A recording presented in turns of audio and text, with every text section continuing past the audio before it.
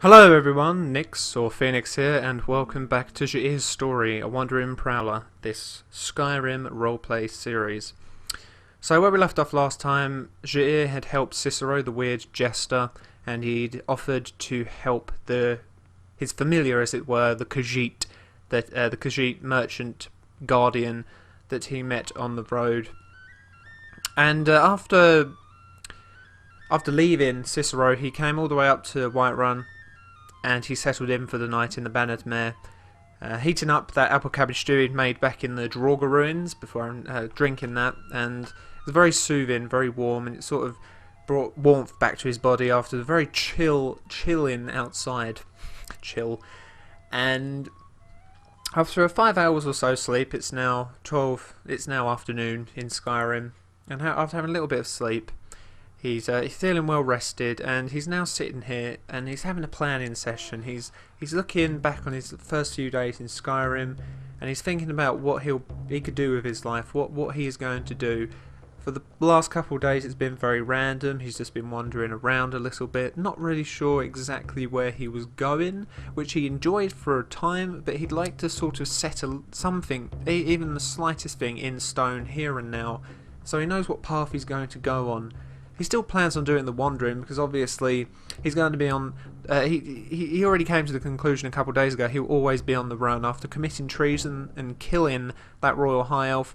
Even if the Thalmor aren't looking in Skyrim right now, if they're looking in Cyrodiil or elsewhere, and thank you, Jair has decided he wants to look over and look at the fire.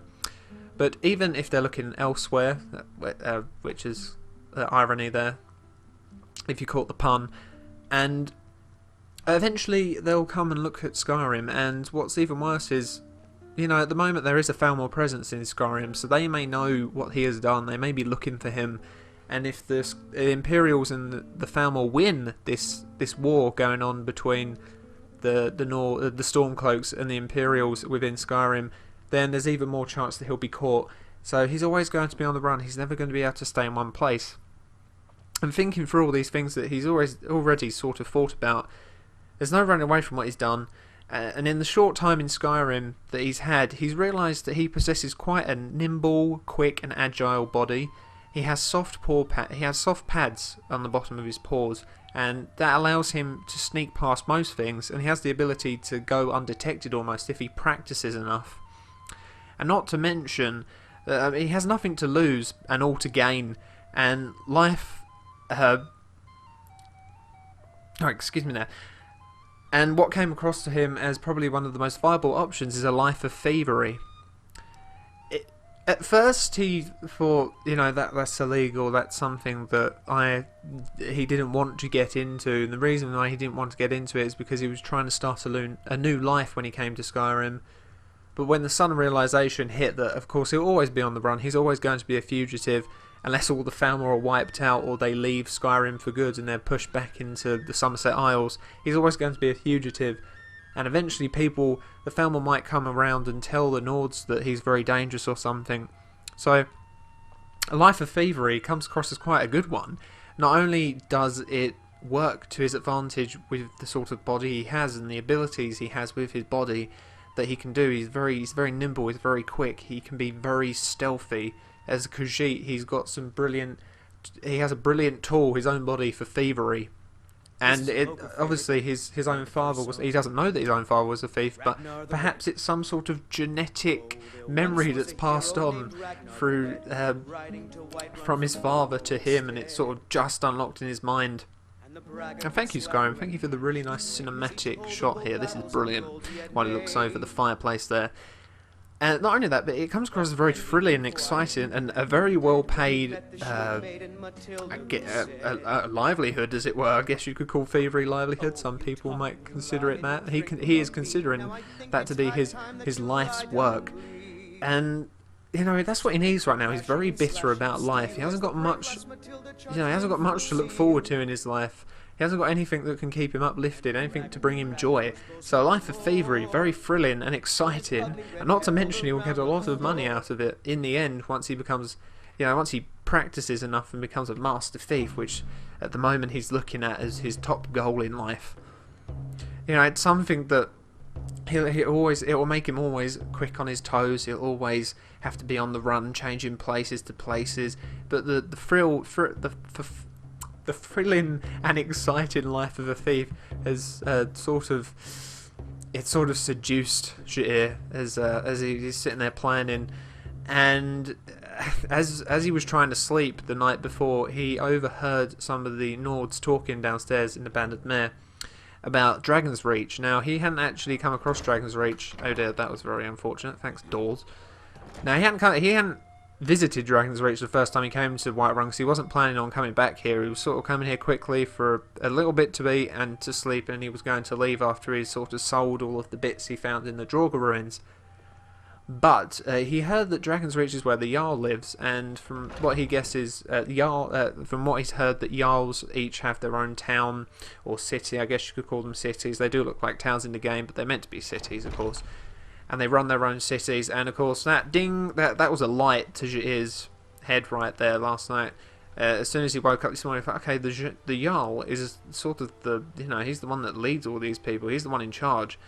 And that's where he lives, and that's the first building that Jair looked to when he came into the land, when he came across Whiterun. And it's a very big building, and it looks like there's quite a lot of goodies in there. So he's just going to enter the alchemy shop, which is right here. He saw on his way into Whiterun last night, and he wants to sort of check it out, see if they have any interesting ingredients. And then he's going to go to Dragon's Reach, and he's going to stake it out, as it were. He's never what's the word I'm looking for? He's never stolen before. I couldn't think of the word there.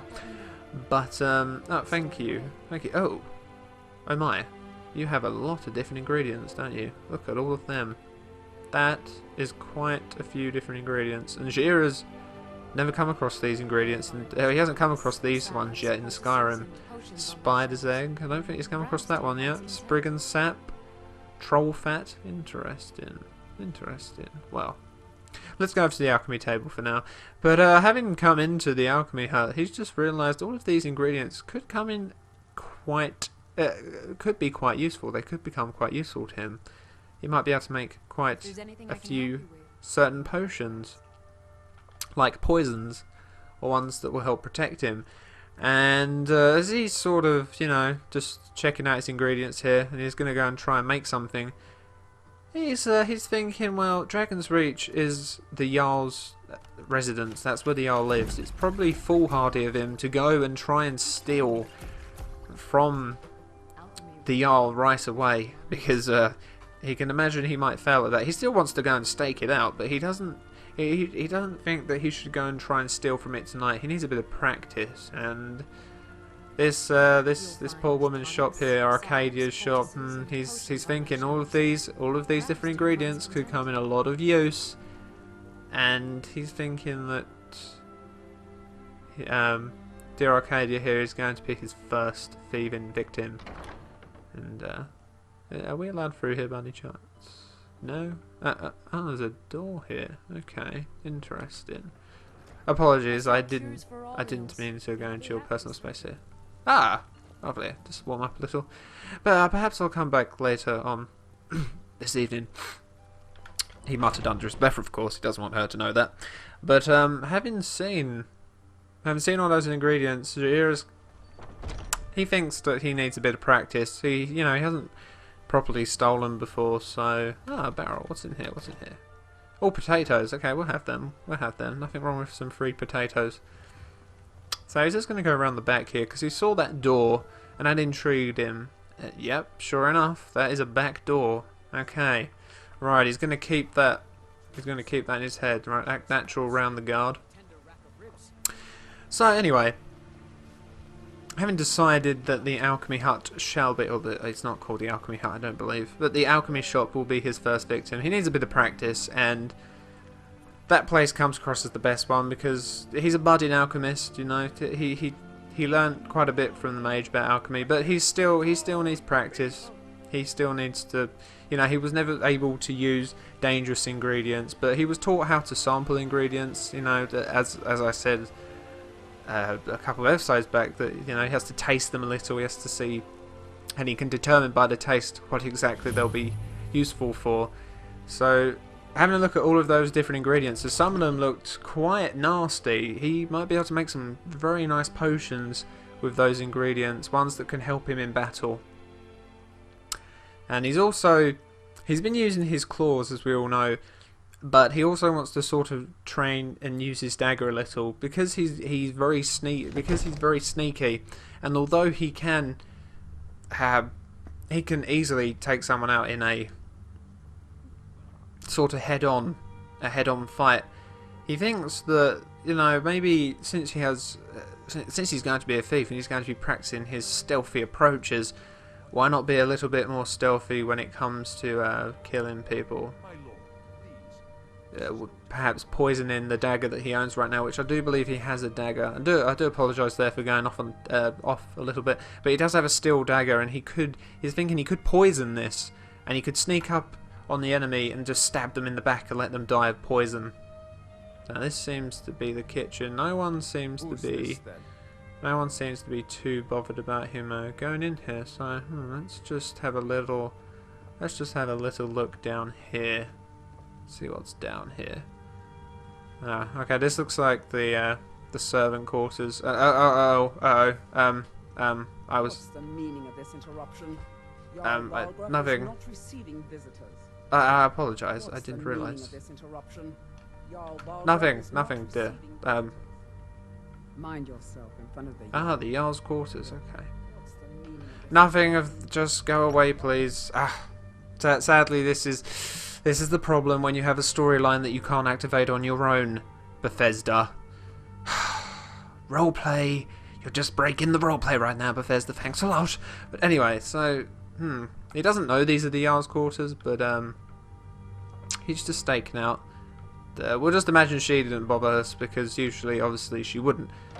But what exactly? Where is he right now? He's not quite sure. He's not quite sure if he's allowed here, but he'd imagine that a guard would stop him if he wasn't. So this just looks like oh, hello. Well, since nobody's about, he might as well test out his old stealthy thieving skills right now. Goat hide, we can use that, and some more gold. Lovely. Now, obviously he's had his first taste of stealing way back in Dawnstar, but this looks more like it. But he still feels he needs practice. A place like this, he can imagine there's a lot of guards, and he has to be very stealthy. Oh, this looks like the Jarl's bedroom. Very big bed and very open space and banners. What have we got here? Pension of the Ancestor Moth. Interesting. Not sure if that would interest Jair though. Madness of Pelagius. Nope. Now this looks interesting. Saying that, nobody's around right now. Maybe he shouldn't just stake this place out. Maybe he could just get away with stealing right now. Let's not open those doors. We do not know what's behind them, and he's a little bit apprehensive if he's going to attempt this. He's already in the Jarl's bedroom, so let's see how he does under pressure. This is, he hasn't had much practice in thieving, and he's already trying to thieve. He's already trying to steal from the Jarl. So let's see if he manages to pick this lock without course. That's not good. So he's still, he's not the best at lock picking yet. He's still learning, and this is a lot harder of a lock. Although he seeing the lock itself, he's quite surprised that it's not harder than this, because I can imagine after trying to pick the lock of his prison cell many times over when he was in the Sunset Isles, I can imagine that he studied the lock a lot, and he looked into the keyhole using sort of the torch's light to sort of see through it, and he sort of saw that how the lock worked. Obviously, we just heard a sniff there. Okay, we have to be. Jair has to be on his guard. But a gold necklace, that could sell for a bit. Lovely. And there's a chest here, and it's open. That's a bit foolhardy. Oh, not much gold. Okay. Well, we'll certainly take these potions. What's that? That's a flagon. We don't need that. A goblet? We don't particularly need that. At least this looks like the Jarl's quarters. But yes, as I was saying, oh, fine clothes. Perhaps he'll take them, because perhaps he could use them to pose as a very wealthy person if he comes across another place of interest that he'd like to steal. And he's already enjoyed himself right now. The excitement, the thrill, and the sort of danger that he's in right now. The amount of danger that he is in, because he's in the Jarl's. He believes he's in the Jarl's quarters. This certainly looks like the Jarl's quarters, and he's stealing from the Jarl. This one of the most powerful men in Skyrim. He's stealing from him right now, right under his nose. I mean, he's quite surprised there's not many guards here, but his heart's racing, and he's absolutely enjoying this right now. He's getting a big thrill out of it, and he can already see this thieving life being something he would very much like to continue pursuing. I don't know why there's a wooden plate in the wardrobe. That's very odd. Okay. Okay, let's act natural. Let's see. Okay, okay. No, that looks like the Jarl's quarters. Oh, we've been detected. Who's detected us? Hello. I was just. The Jarl asked me to clean up his quarters a little. Look at that. That's nice. Oh, well, that looks like a nice sword. It looks elven. That is it. That is elven. Now, Jair, of course, would know that because, after all, he was a prisoner, a slave to high elves for a long time. So, of course, he'd know these sort of things. Not quite sure why there's a platter and a few goblets inside a display case, but there you go. And that's a nice looking dagger. And he likes that shield. However, he has both of them already, so it seems a bit pointless to steal from that. He's noticed this guard is doing his doing a sort of walkthrough of this room right now. So he's just going to look here. Imagine that he's just pretending that he's interested in what the Jarl is displaying. Hello there. How's your day today? You are not much of a talker, I see. That's I'm just gonna go. So, lavender. Can we take that? No, we'd be stealing. Okay, we do not want to do that. Okay. Well, he's managed to get away with it. That guard certainly didn't see him, but he does wonder what on earth's up here. This could be. Hello. Can't a woman get a moment to herself? I'm not gonna warn you again. Get out or I'll call the guards. Oh, okay, my apologies. Who on earth are those? Must be the children of the Jarl, perhaps? Okay, she's following us.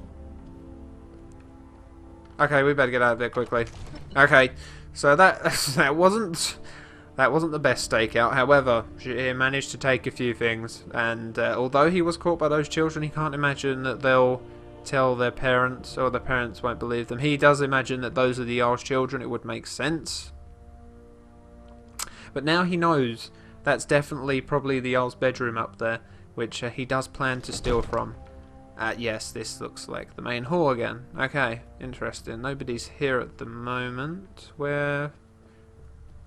Oh, okay, right. He probably shouldn't be up here right now. But he's got no choice but to go down that way. Let's what's in here? That's probably not as good as he doesn't really want. What's the meaning of this interruption? Right, we're just gonna say this so she goes away. But ignore the quest, okay? That I'm afraid that's breaking. That is breaking immersion right there. But I had to do that, otherwise she would not leave me alone. She is a pain in the butt. Go away, woman. So let's just say that she hasn't. Let's just. Okay, she didn't turn up, so she is sort of looking at this sword. Now he doesn't want. Oh, completely forget that woman. He doesn't really want to get into using swords, and the reason being is he's much more comfortable with his claws, much more comfortable fighting barehanded, as it were. So a dagger seems more appropriate because it certainly suits his this stealthy approach he's going to try and start taking, especially since he's he needs to practice being stealthy. So the stealthy approach, obviously the dagger sort of goes hand in hand with being stealthy. He'll be able to sort of come up from behind them, stab them in the back, or slit their throat or something. To be a little bit graphic, but that's probably what he'll be able to pull off being stealthy. So he doesn't particularly want to use swords. If he's got to fight them face to face, he wants to use his claws because he's much more. Hello there, I was not looking in that chest. Pleasure to see you. If he has to fight them head on, he wants to use his claws. He's much more comfortable using them now. But he's probably overstayed his welcome. There's an alchemy table there. Let's not push it. He's already managed to break into one of the rooms. He imagined that might be a guest room of the Jarl's, but who knows? Who knows? But anyway, back to the Bannered Mare, and he will wait out till night time to steal from the alchemy hut.